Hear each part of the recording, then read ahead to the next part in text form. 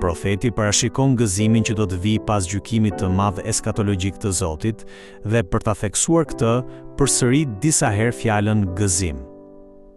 Dita kur Perëndia do ta gjykojë botën dhe do ta heqë çdo të keqe do të jetë një ditë gëzimi. Profeti e përshkruan këtë ndryshim dramatik duke e krahasuar me mënyrën se si shkretëtira dhe toka e thatë do të ndryshojnë.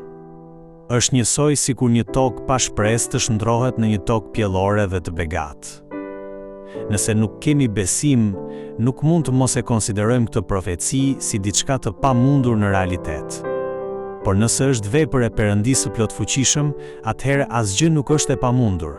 Prandaj, mund të besojmë se edhe zemrat tona të thata, të ngjashme me shkretëtirën dhe tokën e thatë, mund të ndryshohen nga fuqia e Perëndisë dhe të jetojnë një jetë të mbushur me gëzim. Kur e shikojmë dhe e presim këtë vepër me anë të besimit, mund të jetojmë jo me frikë dhe ankth, por me gëzim. Edhe nëse rrethanat e pasigurta, dhimbja dhe frika e realitetit na pushtojnë, ai që shikon drejt premtimeve të Perëndisë mund të mos bjerë në dëshpërim edhe në mes të tyre. Sepse ai beson se Perëndia do ta shndrojë tokën e thatë në një tokë të mbushur me gëzim. Kjo është bekimi që gëzon populli i Perëndisë. Dhe misioni i besimtarit nuk është vetëm ta ruajë këtë shpresë për vete, por t'ua përcjell atë edhe njerëzve që jetojnë në mes të frikës dhe dëshpërimit. Ajo për të cilën duhet të jemi veçanërisht mirënjohës është fakti se këtë gëzim dhe këtë hare do ta përjetojnë ata që Perëndia ka shpëtuar. Vargu 10 thot qartë se këtë hir do ta gëzojnë vetëm të shpëtuarit nga Zoti.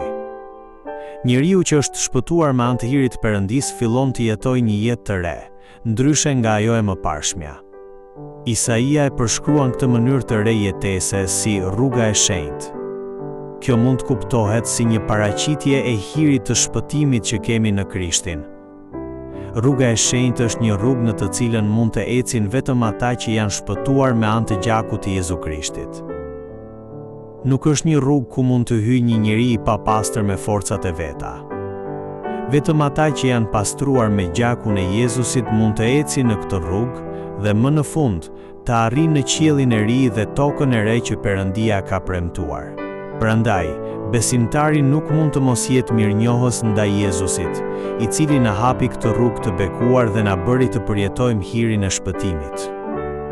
Në të njëjtën kohë, si njerëz që e kemi marrë këtë hir, duhet ta kujtojmë gjithmonë hirin e shpëtimit dhe të jetojmë një jetë shenjtërie dhe pastërtie, ashtu siç dëshiron Krishti. Për atë që ka marrë hirin e shpëtimit, një jetë e shenjtë nuk është një zgjedhje fakultative, por përgjigjja e duhur dhe e natyrshme ndaj hirit që ka marrë.